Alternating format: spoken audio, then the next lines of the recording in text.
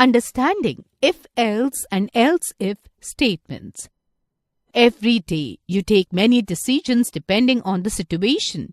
For example, if you are given a number and you need to check if the number is even or odd, you will check this by dividing the number with 2. If the remainder is 1, the number is odd. And if the remainder is 0, then the number is even. If-else statement. Let us look at an example first. Example, to check if a number is even or odd by using if-else statement. Flowchart. Start. Read num 1. Is the number divisible by 2?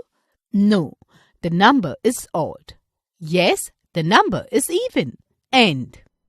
The above-mentioned logic can be applied through if-else statement.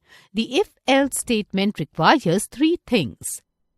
Evaluation statement, condition or expression that is being checked. Execution statement, operations which will be performed if the condition appears to be true. Else execution block, operation which will be performed only if the evaluation statement is false. Else if statement.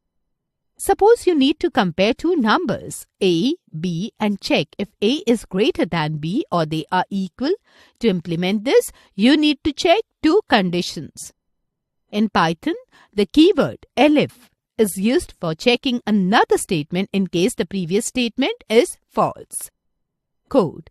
A is equal to 23, B is equal to 23. If A is greater than B, print A is greater than B in double quotes.